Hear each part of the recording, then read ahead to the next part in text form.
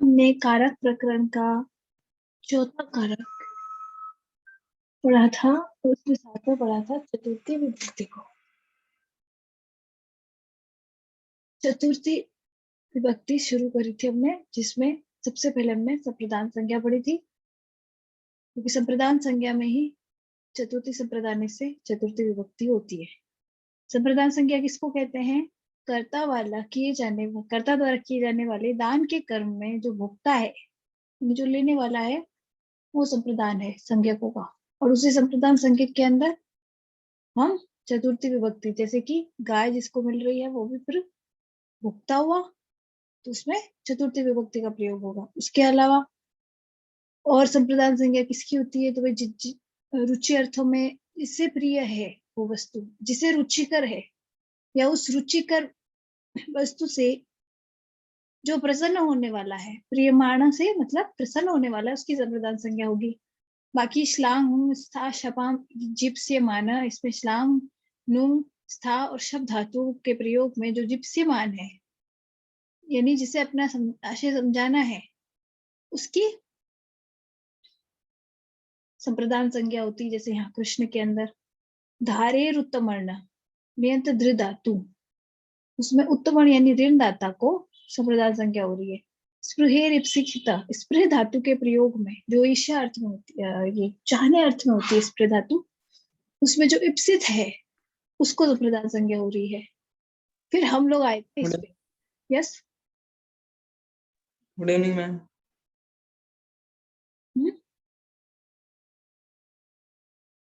तो हमारा सूत्र ये चल रहा था, क्रुद्ध दुह ईर्ष्या असूया अर्थानाम यम प्रतिकोपः। इस सूत्र पे हमने आके रोका था कि क्रुद्ध, दुह, ईर्ष्या और असूय, इन चार अर्थों की जो धातु है, इन चारों अर्थों की जो डायरेक्ट धातु है वो है क्रुद्ध धातु, क्रुद्यति कृत्यता ऐसे करके। द्रुह धातु होती है एक होती है ईर्ष्य धातु और एक होती है असूय। ये चार धातु होती है इनके डायरेक्ट अर्थों में, और या फिर इनके समानार्थक धातु है, यानी इस अर्थ में और भी अगर कोई धातु है कोपन में तो वो सारी है। तो इस अर्थ में जितनी भी धातुएं हैं उसमें क्या है? यम, जिसके प्रति, यानी जिसके प्रति कोप हो रहा है।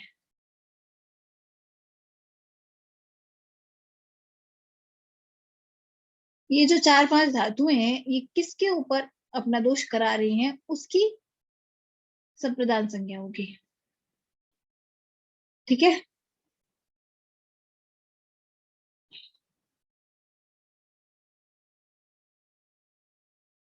अब इसके एग्जाम्पल लेते हैं। इन चारों धातुओं का एक एग्जाम्पल लेते हैं। सबसे पहले लेते हैं, अब यहाँ हमने सबको एक ही बनाया, वो है हरि।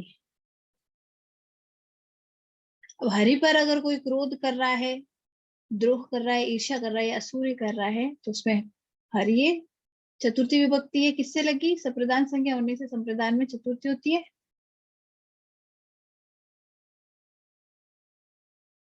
तो हरिये कृद्यति, हरिये द्रुह्यति, हरिये ईर्ष्यति और हरिये असूयति, चारों धातु का इस तरह से प्रयोग होता है। तो जिसके प्रति क्रोध, दोह, ईर्ष्या या असूय है उनका, या जिसके प्रति उनका कोप हो रहा है, उसी के अंदर हम चतुर्थी का प्रयोग करेंगे। क्यों? क्योंकि उसी की संप्रदान संज्ञा हो रही। इन सारी जो कोपन स्वरूप शब्द हैं, इनका भोक्ता कौन हुआ? इन सबका भोक्ता वो है जिसके प्रति कोप किया जा रहा है। इन शब्दों का भी एक तरीके से भोगी तो किया उसने, सब ये उसको दान में तो मिल रहे हैं। तो इनका भोक्ता जो है, उसको, जिसको कोप मिल रहा है इन शब्दों से, उसकी संप्रदान संज्ञा होगी। और संप्रदान से उस शब्द में चतुर्थी विभक्ति का प्रयोग होगा। चूंकि हरि एक मैम ये कोप हाँ, क्या होता है मैम? कोप, कोप क्या होता है मैम?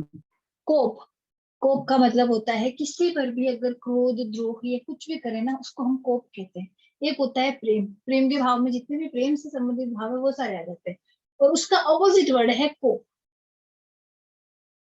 कोप, जैसे कि यस पहले मैम।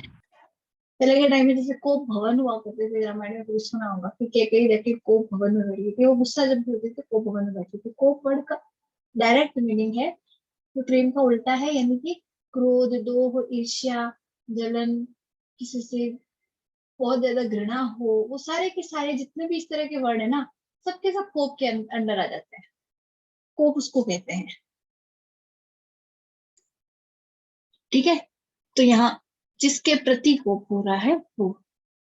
अभी इसी से संबंधित और सूत्र है कृद दुहोर उपसृष्ट योग कर्म, यानी उपसर्ग युक्त, उपसर्ग युक्त अगर कृद और द्रुह धातु हो, ये इसका वर्णन कर रहा है। हो, अगर ये दोनों कृद और द्रुह धातु, यहाँ क्या था, कृद और द्रुह धातु के प्रयोग में संप्रदान हो रही थी। यहाँ कह रहा है अगर इन दोनों धातुएं उपसर्ग से युक्त हो रही है तो जिसके प्रति कोप किया जाए उसकी कर्म संज्ञा हो रही है। अगर उपसृष्ट हो ये धातुएं कृद और द्रुह, तो जिसके संप्रदान कर रहे थे हम पिछले सूत्र में, उसकी हम कर्म संज्ञा करेंगे। तो वही क्रूरम अभिदुह्यति और क्रूरम अभिकृत्यति। अब ये कैसे शब्द बने, अभी उपसर्ग लगाए दोनों के अंदर, किसमें, क्रुद्ध में भी और द्रुह में भी। इस वजह से इस अभिसर्ग के कारण दोनों वर्ड बनेंगे अभिकृत्यति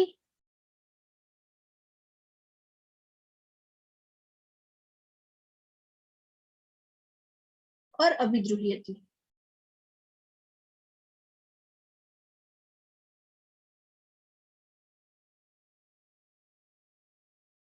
जब ये शब्द पीछे आ रहे हैं उपसर्ग से संश्लिष्ट है जो, ठीक है, वो शब्द जब पीछे आएंगे या साथ में आएंगे तो जो पहले संप्रदान हो रहा था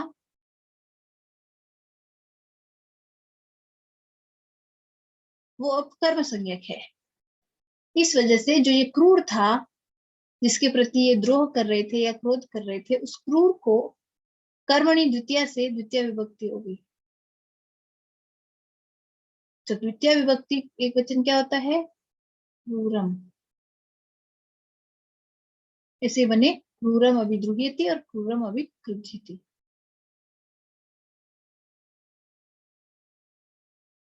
ठीक है, ये उसकी वर्जना करता है। कैसे कि क्रोध और दुख, ऐसे तो डायरेक्ट उनका वो संप्रदान करेंगे कारण, जिसके प्रति कोप हो रहा है उसको संप्रदान कारक की संज्ञा दे रहे हैं। लेकिन अगर उनके वो संश्लिष्ट है उपसर्ग से, ये दोनों धातुएं बाकी दोनों में नहीं है, ईर्ष्या सुई, पर इनसे संबंधित दूसरियों में नहीं है, खास तौर से क्रोध और द्रोह, ये दोनों अगर किसी उपसर्ग से संश्लिष्ट हैं तो इनके संबंधी जो होगा, ये जिसके कोप कर रही है उसकी संप्रदान के बजाय कर्म संज्ञा होगी और कर्मणि द्वितीय से वे द्वितीय विभक्ति का प्रयोग करेंगे। अभी अगला सूत्र है राधिक्ष्योर यस्य विप्रश्नः, मतलब राध और ईक्ष धातु, राधिक्ष्योर यस्य विप्रश्नः, ये दोनों अगर धातुएं हैं तो यस्य जिसके प्रति प्रश्न का उपयोग हो रहा है। अब ये दोनों धातुओं का अर्थ ही प्रश्न करना है, या जिसके ये मतलब ईर्ष्या करना है, मतलब ये किसी के बारे में पूछने की बात हो गई है ना। तो जिसके प्रति प्रश्न यानी जिसके प्रति ये सारी चीजें बताई जा रही है उसके अंदर संप्रदान संज्ञा होगी। किसकी संप्रदान संज्ञा होगी, जिसके लिए ये याद और इक्ष धातु का प्रयोग हो रहा है।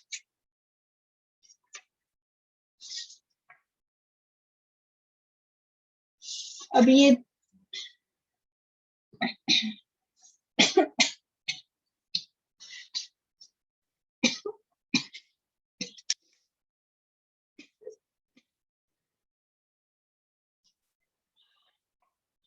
इसके अंदर कृष्ण के बारे में जैसे कि उनके बता रहे हैं, तो उसमें जो सवाल था वो कृष्ण के बारे में था, और अब यहाँ पर कृष्ण की शुश्रूषा बताई जा रही है।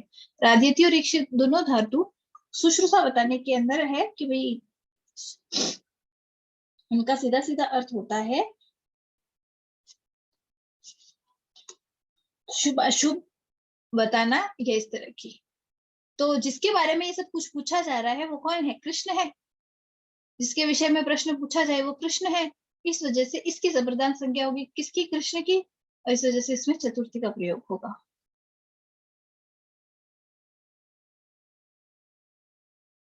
फिर अगला सूत्र है प्रत्यंग्भ्याम श्रुवः पूर्वस्य कर्ता। प्रत्यंग्भ्याम मतलब प्रति और आंग। पहली बात ये प्रत्यांग्भ्याम है, प्रति और आंग मिलके प्रत्यांग्भ्याम बनाते हैं।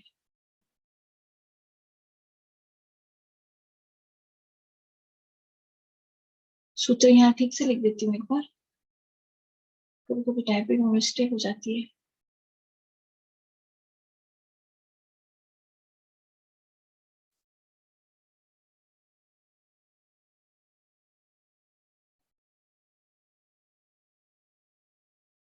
प्रति आंग भ्याम द्वितीय विभक्ति लगी है, मतलब द्विवचन है और चतुर्थी विभक्ति है। ठीक है, यानी प्रति और आंग में श्रुव श्रु धातु हो तो उसके योग में पूर्व से कर्ता, जो प्रेरणा रूप पूर्व की क्रिया का कर्ता है उसकी संप्रदान संज्ञा कर रहे हैं। ये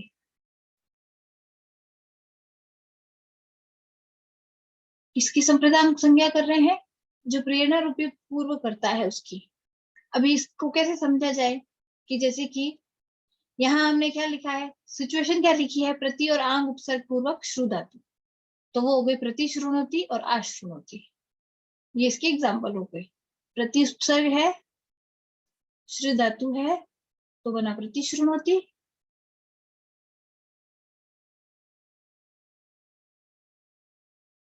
और आ उपसर्ग से आंग उपसर्ग है और श्री धातु है वैसे ही, तो रूप चलाएंगे बनेंगे आश्रुणोती। ठीक है, तो इन दोनों के योग में इनका योग हुआ है और उसमें जो प्रेरणा, अभी संप्रदान संज्ञा किसकी हो रही है? तो प्रेरणा रूप पूर्व की क्रिया का जो करता है। प्रेरणा रूप कैसे? अब एग्जाम्पल में देखते हैं, यहाँ क्या कह रहा है, विप्राम गाम प्रति श्रुणोति, यानी कि विप्र को गाय देने की आज्ञा देता है, यानी कि तुम ले जा सकते हो, इस तरह से बता रहा है वो, स्वीकृति दे रहा है वो। ठीक है, यहाँ इन दोनों का अर्थ होता है स्वीकृति देना।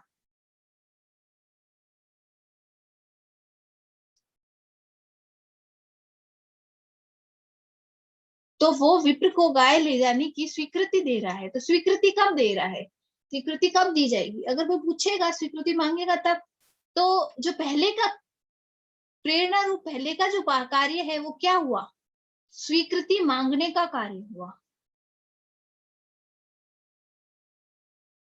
स्वीकृति मांगने का कार्य पहले हुआ है, जिसके रिजल्ट में ये काम हो रहा है। ठीक है, तो स्वीकृति मांगने के कार्य में कर्ता कौन था? यहाँ क्या बोला है, प्रेरणा स्वरूप पूर्व के कार्य की कर्ता जो है, श्रुवः पूर्वस्य कर्ता, ने पूर्वस्य कर्ता बोला है। तो पहले का कर्ता कौन है? पहले का काम क्या हुआ? पहले की क्रिया हुई स्वीकृति मांगना, और स्वीकृति मांगने में कर्ता कौन हुआ? स्वीकृति मांगने में कर्ता हुआ विप्र। विप्र हुआ, विप्र ही स्वीकृति मांग रहा है क्योंकि उसी को तो स्वीकृति मिल रही है। तो यहाँ पर जिसको स्वीकृति मिल रही है उसी ने पहले के काम में स्वीकृति मांगी होगी, तो कर्ता पहले वाले में वो हुआ जिसको अभी ये मिल रहा है, तो अभी वाले में वो अपादान हुआ, संप्रदान हुआ, सॉरी संप्रदान हुआ। तो उसकी संप्रदान संज्ञा होगी किसकी? जो पहले वाले कार्य में करता है उसकी। ठीक है, यहाँ डायरेक्ट देने का काम नहीं हो रहा है, यहाँ स्वीकृति मिल रही है उसको ले जाने की, डायरेक्ट देने का काम नहीं है। बाकी काम वही, यूं देखा जाए तो लास्ट में यही है कि ये गाय को ले जाने ही वाला है, लेने वाला यही है, यही भोक्ता है उसका, यहाँ स्वीकृति का भोक्ता यहाँ है एक तरीके से, ये स्वीकृति का भी भोक्ता हुआ। इस अकॉर्डिंग इसकी संप्रदान संज्ञा होगी।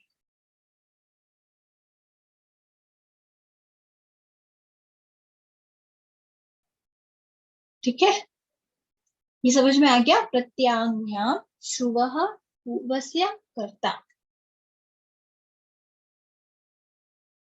आ गया क्या समझ में? Yes ma'am. ओके, आगे बढ़ते हैं। अनुप्रतिगृणश्च, अनुप्रतिगृणश्च, अनुपूर्वक गृह धातु, अनु प्रतिपूर्वक गृह धातु, यानी जो ये गृह धातु है ये अनु या प्रति के साथ मिले तो इसके योग होने पर पूर्व व्यापार के कर्तृभूत कारक, यानी कि वही धात्वार्थ व्यापार के पूर्वकर्ता। यहाँ क्या बोला था? प्रेरणा रूप पूर्व की क्रिया का कर्ता। स्वीकृति की प्रेरणा कब मिलेगी? जब किसी ने स्वीकृति मांगी होगी। यहाँ क्या था? प्रेरणा। और यहाँ क्या है? कर्तृपूर्व, धात्वार्थ व्यापार की पूर्वकर्ता। धातु कौन सी है यहाँ पे? गृण, गृह धातु है। तो यहाँ क्या है? गृह धातु। तो इस गृह धातु का जो पूर्वकर्ता है उसकी, और ये होती है प्रोत्साहन अर्थ में।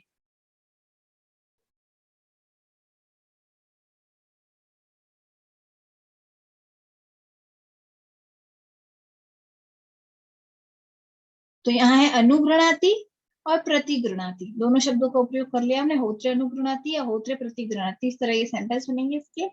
और अर्थ होता है होता को प्रोत्साहित करता है, दोनों का अर्थ यही बनेगा। तो इस अर्थ के अंदर क्या है? प्रोत्साहन। प्रोत्साहन किसको हो रहा है? होत्र। ठीक है, तो जो ये होत्र है या होता है, इसी को हमने क्या किया है? संप्रदान संज्ञा करके चतुर्थी दी है।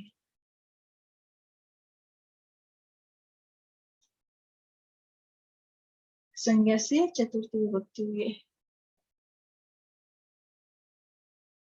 इसमें, होत्र में।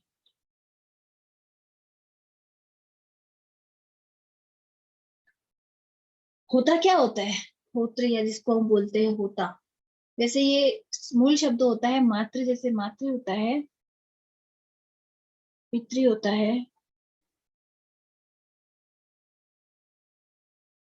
पितृ शब्द। ये ऋकारांत पुल्लिंग शब्द है पितृ। वैसे कि वैसे ऋकारांत पुल्लिंग शब्द होता है होत्री। इसका, इन दोनों का ही प्रथमा एक वचन ऐसे बनता है। इसका पिता बनता है और इसका होता बनता है। और हम मूल जो हिंदी में बोलते हैं वो इनके प्रथमा एक वचन को ही बोलते हैं। ठीक है, पिता को, पितृ को पिता बोलते हैं और होत्री को होता बोलते हैं। लेकिन जब इनकी चतुर्थी विभक्ति लगेगी, तृतीया में जैसे इन दोनों में पित्रा और होत्रा होता है, चतुर्थी में होत्रे और पित्रे हो जाता है।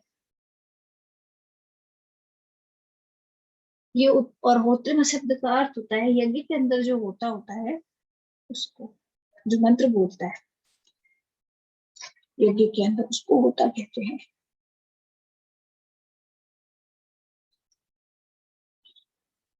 ठीक है, अभी आगे बढ़ते हैं।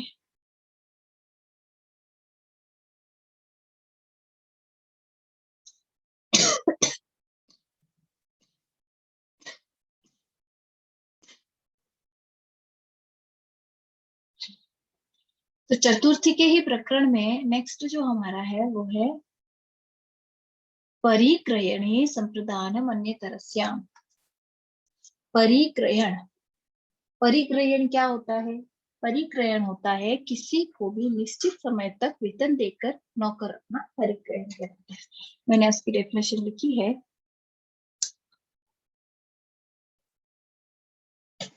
यानी ऐसी नौकरी देना जिसमें टाइम निश्चित हो और उसे निश्चित समय के लिए निश्चित वेतन दिया जाता है।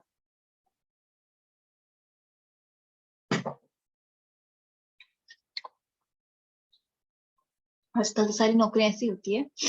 तो परिक्रयण यानी जब इस तरह का काम हो, वेतन देने का, वेतन देके नौकरी पर रखने का, उसमें साधकतम कारक, परिक्रयण में जो साधकतम कारक है उसकी विकल्प से संप्रदान संज्ञा होती है। साधकतम क्या क्या हुआ? साधकतम हमने पहले देखा था कि भाई जिससे हमने खरीदा है किसी चीज को, वो हुआ परिक्रयण है। साधकतम कारण क्या हुआ? नौकरी पे रखने में, कोई अगर नौकरी पे जा रहा है तो उसको सबसे ज्यादा साधकतम क्या होगा? उसका वेतन। तो साधकतम क्या हुआ? उसका एक तरीके से वेतन हुआ। तो यहाँ क्या है? शतेन शताय व परिकृतः, यानी 100 रुपए पे नौकरी पे रखा है उसको। तो यहाँ क्या लिखा है? एक शतेन है, एक शताय है, या शताय परिकृतः, शतेन परिकृतः। शतेन और शताय, शताय में चतुर्थी है और इसमें तृतीया है। ठीक है, चूंकि यहाँ क्या है? साधकतम, और साधकतम क्या होता है? करण होता है, इस वजह से उसकी तृतीया विभक्ति होती है। और अगर वो परिक्रियन अर्थ में है तो उसके विकल्प से संप्रदान भी होती है।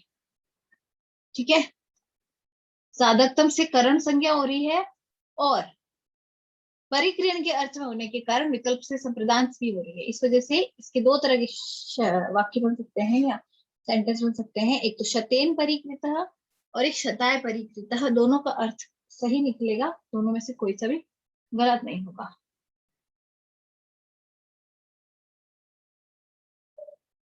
अगर ट्रांसलेशन में देखें ना तो ये विकल्प वाले इतने काम आए नहीं आए, लेकिन अगर हम किसी शब्द में कोई गलतियां निकालने वाला प्रश्न होता है ना, जिसके अंदर सेंटेंस के अंदर मिस्टेक निकाली जाती है, वहां पर ये चीज काम में आती है।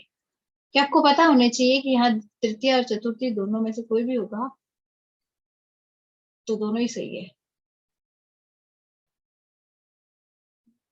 अगर हाँ परिक्रियन है तो, और अगर परिक्रियन नहीं है, सिर्फ साधकतम है, तो वे साधकतम तो करण ही होता है और करण में तृतीया ही लगेगी। ठीक है, साधकतम क्रिया के अंदर, क्रिया का साधकतम कारक जो होता है वह करण कारक है। तो ये था परिक्रियणे संप्रदान मन्यतरस्य। अभी हम लेते हैं अगला सूत्र जो है क्रियार्थोपपदस्य च कर्मणि स्थानिनः। अब यहाँ से कैसे सूत्र स्टार्ट हो रहा है? जैसे कि हम कर्म प्रवचनीय पढ़े थे ना, कर्म कर्म कारक के अंदर पीछे के पोर्शन में कुछ कर्म कर्म प्रवचनीय थे, कर्म प्रवचनीय संज्ञा होने के कारण उनमें द्वितीया हो रही थी। उसी तरह से ये इनका एक ग्रुप है जो क्या कर रहा है कि क्रियाफल या क्रियार्थक क्रिया जहां पर होगी उसका जो रीजन होगा उसकी वजह से ये होगा क्रियार्थक क्रिया। मान लो हम ये वाला करेंगे ना तो समझ में आ जाएगा क्रियार्थक क्रिया से ये कैसे हो रहा है काम। तो ये क्या कह रहा है? क्रियार्थोपपदस्य, क्रियार्थक क्रिया, क्रियार्थ का उपपद एक तरीके से। अभी ये जो शब्द है ये आगे जैसे कारक चल रहा है ना, वैसे के वैसे इनमें चलेगा, तुम अर्थात भाववचनात् एक्सेट्रा, इन सब में। तो वहां कर्म प्रवचनीय संज्ञा तक कर्म प्रवचन जैसे चल रहा था बाकी की द्वितीय विभक्ति के चैप्टर में, बिल्कुल वैसे ही यहाँ क्रियार्थों को पदस्य की अनुवृत्ति होती है। उसका अधिकार थोड़ा 3-4 सूत्रों तक चलता है। तो ये क्या कह रहा है कि ये क्या कह रहा है? कर्मणि स्थानिना, कर्म के स्थान पर। यहाँ ये चैप्टर क्या करा रहा है? चतुर्थी विभक्ति करा रहा है। ठीक है, अभी इसके एंडिंग में ये लिख रहा है सूत्र की कि कर्मणि स्थानिना, कर्म के स्थान पर होगी। कर्म के स्थान पर कब? रीजन क्या बता रहा है? क्रियार्थोपपदस्य, अगर क्रियार्थक क्रिया है तो कर्म के स्थान पर चतुर्थी होगी। अब कैसे होगी इसको समझने के लिए हम इसका एक बार अर्थ देखते हैं कि कैसे होता है। यहाँ लिखते हैं क्रियाफलक या क्रियार्थक क्रिया जिस तुमुन प्रत्ययान पद का उपपद हो तथा तुमुन प्रत्ययान पद का प्रयोग न हुआ हो। जैसे कि खाने के लिए फल ला रहा है कोई, तो जब भी के लिए अर्थ आता है तो हम क्या लेते हैं? तुमुन प्रत्यय। तुमुन प्रत्यय का होता है अर्थ के लिए अर्थ में।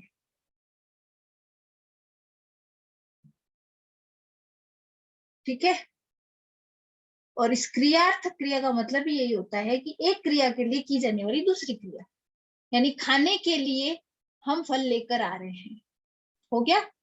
तो जिस क्रियार्थ क्रिया हुई है याति, याति यानी लेकर आना, ये कैसी हुई? क्रियार्थक क्रिया, खाने वाली क्रिया के लिए ये क्रिया की जा रही है। लेकिन इसमें क्या कहा है, साथ के साथ एक और चीज दी है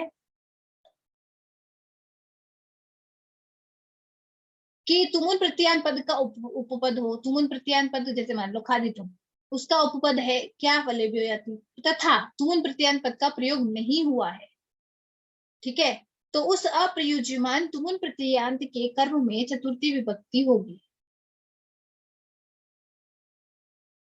अभी क्या होगा, जैसे कि पढ़ने के लिए बैठता है, तो ये तो हुई उसकी उसकी क्रिया, यहाँ कर्म नहीं है इस सेंटेंस में, ठीक है।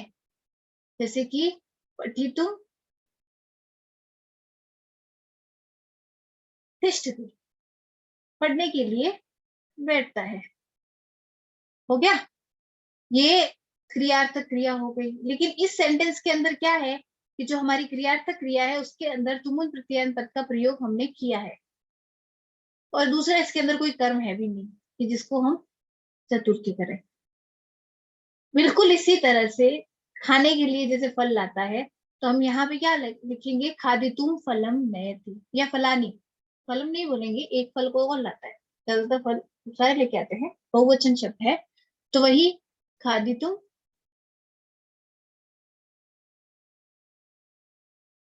फलानी नयति, या याति लिख सकते हैं, यहाँ हमने याति का प्रयोग किया है, लाता है एक तरीके से। तो ये क्या हुआ, लाता है क्या, खाने के लिए फल लेकर आता है। अब इसमें से हम ये तुमुन प्रत्यान पद जो क्रियार्थक क्रिया करा रहा है, इसको हटा देते हैं, तो ये फलानी आती, फल को लाता है, तो ये जो फलानी है इसके हटने की वजह से ये चतुर्थी हो जाएगा, और हो जाएगा फलेभ्यः।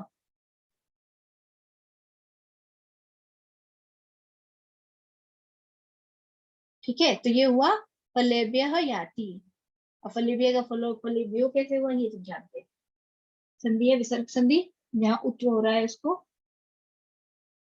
विसर्ग को, जैसे ऋतु को वो होता है, कैसे होता है, इसमें कितने सूत्र लगते हैं मुझे पता चुका नहीं, तो एक बार फिर से देख लेना।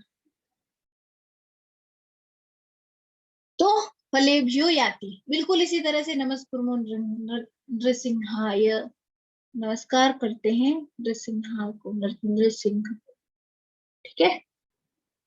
तो जब भी तुमुन प्रत्ययांत शब्द वहां मौजूद था, यानी एक तरीके से उस तुमुन प्रत्ययांत शब्द का वहां पर भूति है, समझ लो उसका गोष्ठी है, वहां पे था कभी और हट गया है, उसका प्रयोग नहीं कर रहे हैं, लेकिन वो सेंटेंस देख के लग रहा है कि कुछ इस तरह के अर्थ का प्रयोग किया गया था। तुमुन प्रत्यय यहाँ क्यों लिखा है, तुमुन प्रत्यय इसलिए लिखा है कि क्रियार्थ पद, क्रिया पर तो क्रियार्थोपपदस्य, इस शब्द की व्याख्या वही कर सकता है। उपपद तभी होगा जब एक क्रिया के लिए दूसरी क्रिया की जाए, और के लिए अर्थ में कौन सा प्रत्यय होता है, तुमुन प्रत्यय होता है ना। इस वजह से ये सूत्र समझ में आ गया।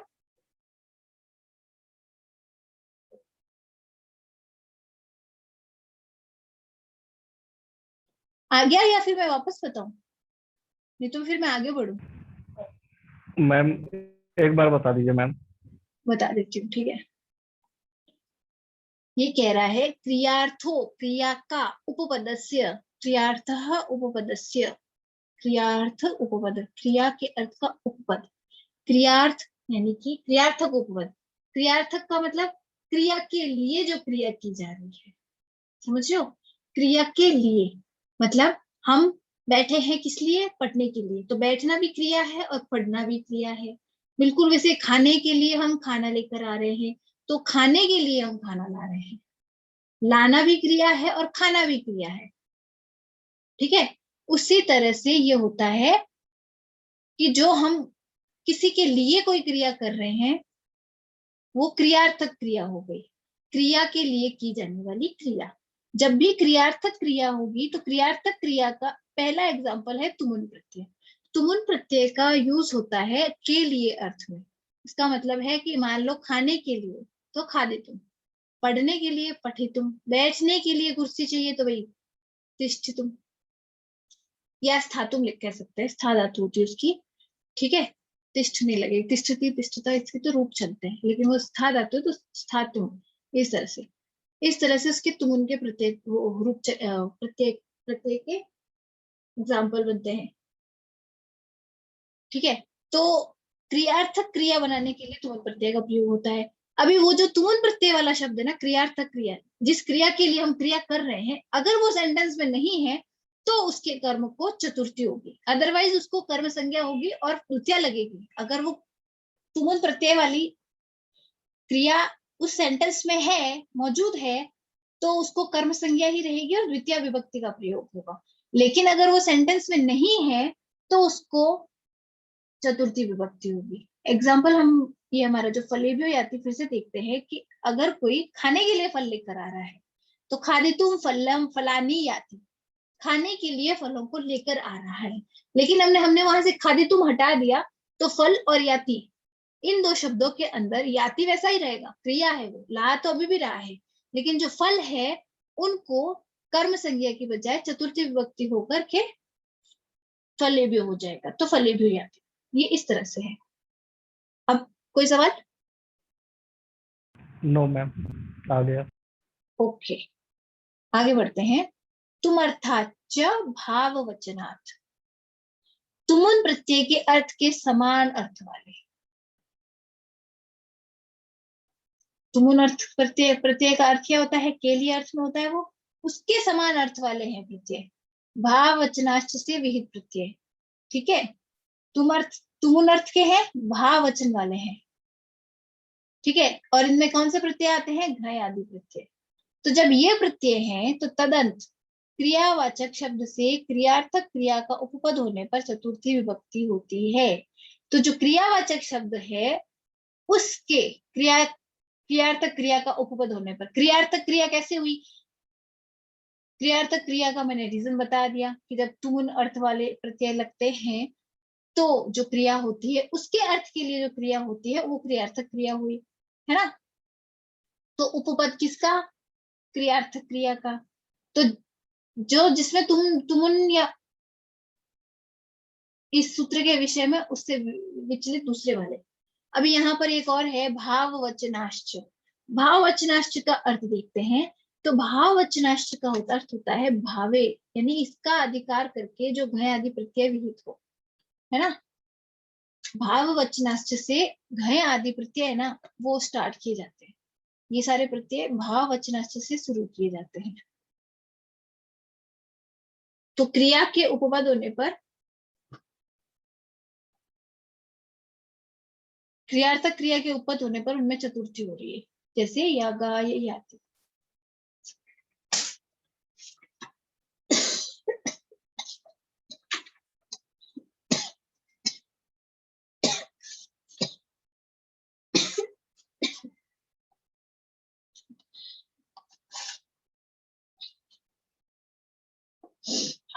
जैसे कि याग, यागाय याति। अभी याग शब्द क्या होता है? याग शब्द का वैसे इसका तो अर्थ होता है याग के लिए जाता है।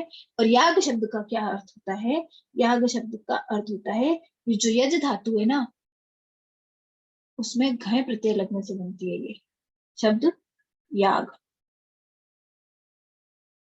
यज धातु में घय प्रत्यय लगने से बनता है, और चूंकि घय प्रत्यय का मतलब होता है तुमुन प्रत्यय के बिल्कुल वैसा, है ना। तो यज धातु में तुमुन प्रत्यय लगने से बनता है यष्टुम, यज्ञ के लिए। वैसे के वैसे इसका अर्थ भी याग है, उसका अर्थ बिल्कुल यष्टुम के जैसा होगा। ये दोनों शब्द एक जैसे हुए। लेकिन यहाँ क्या हो रहा है कि वो बोल रहा है कि तुमुन प्रत्यय नहीं है यहाँ पर, उसकी जैसा कोई प्रत्यय है, तो वो है घय। किस अर्थ में? भाव वचनाश्च से विहित, है ना। घय आदि जो प्रत्यय है उनकी भाव वचनाश्च करके ऐसे संज्ञा करी जाती है, ऐसे बताया जाता है, अधिकार किया जाता है भाव वचनाश्च करके। तो ये जो भाव वचनाश्च है उनमें ये आ रहे हैं घय प्रत्यय, लेकिन इनका अर्थ बिल्कुल तुमुन प्रत्यय की तरह है। तो यष्टुम, यज धातु में तुमुन प्रत्यय लगा के अगर हम यष्टुम बनाए तो उसका अर्थ बिल्कुल वही होगा जो यज में घय लगा के हमने याग बनाया है। ठीक है, अगर ऐसी शब्द से क्रियार्थक क्रिया हो रही है तो यहाँ पर जो उपपद है किसका? क्रिया का। यहाँ पर याति है, यज्ञ के लिए ला रहा है, यागाय का मतलब हुआ यज्ञ के लिए, याग के लिए, इसका सीधा मतलब तो हुआ याग के लिए। क्यों? क्योंकि भाई चतुर्थी लगी है, इस वजह से लाता है। जो ये लाता है याति, ये एक क्रियार्थक क्रिया है। क्रियार्थक क्रिया का उपपद कौन है? याग।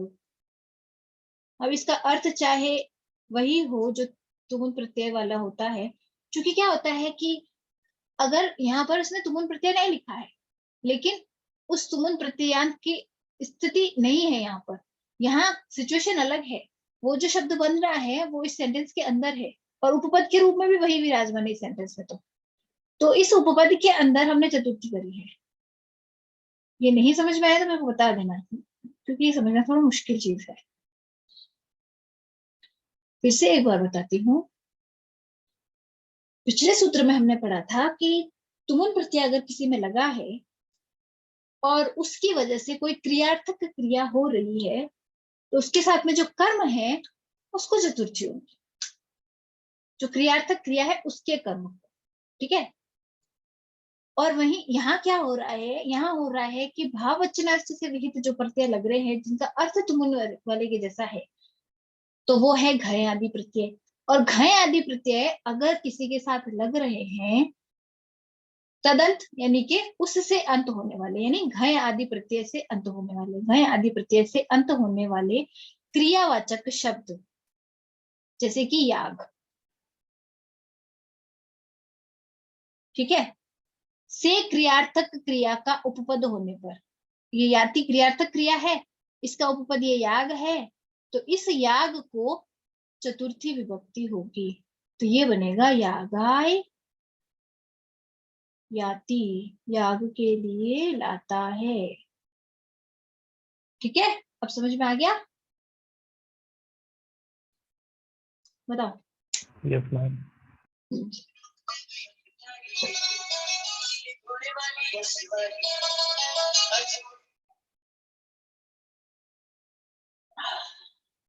अब ये लास्ट सूत्र कर लेते हैं। नमः, स्वस्ति, स्वाहा, स्वधा, अलम, वषड, योगाच। ये इतने शब्दों के बारे में बोल रहा है कि नमः, स्वस्ति, स्वाहा, स्वधा, अलम और वषट, योगाच, मतलब इनका योग होने पर क्या होगा? चतुर्थी विभक्ति होगी। ठीक है, यानी इनमें से अगर कोई भी शब्द आ रहा है तो उसके साथ में जो भी है उसको चतुर्थी होगी। जैसे हरिये नमः, तो यहाँ हरिये में चतुर्थी है। प्रजाभ्यः स्वस्ति, तो यहाँ प्रजा में स्वस्थ चतुर्थी है। अग्नये स्वाहा, तो यहाँ अग्नि में चतुर्थी है।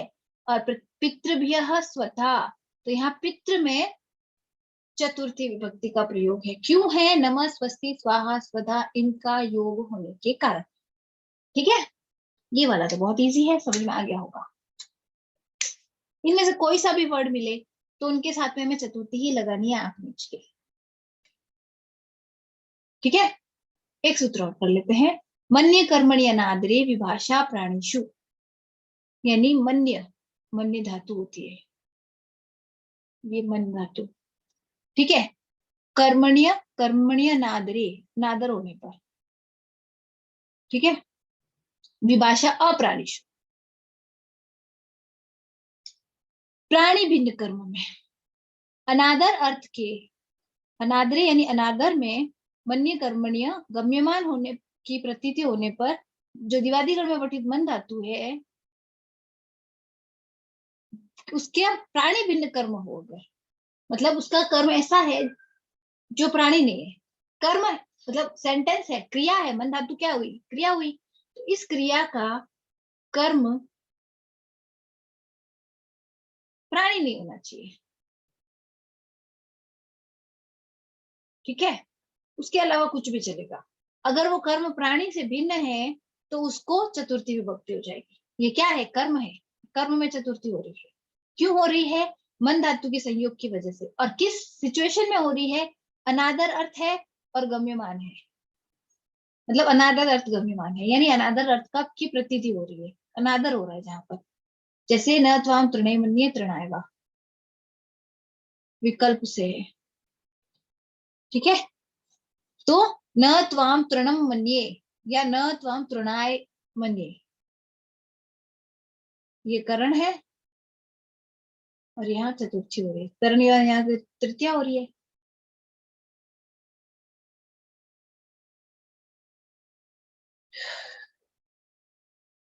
नहीं, ये चतुर्थी है और ये द्वितीया है, सॉरी।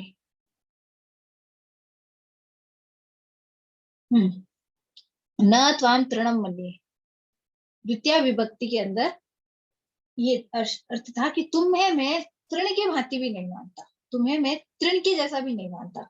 अब ये क्या है? अनादर अर्थ की प्रतीति हो रही है, किसी का अनादर कर रहे हो। और जो कर्म है किसके भांति मान रहे हो? तृण की भांति। तो तृण क्या है? प्राणी नहीं है ना, अप्राणी है ये। इस वजह से यहाँ जो मन्य है, इसके संयोग में इस अप्राणी कर्म को चतुर्थी हो सकती है। कब? जब हम अनादर अर्थ में ले रहे हैं। ये सेंटेंस अनादर बता रहा है हमें, तुम्हें तुम तृण की भांति भी नहीं मानता,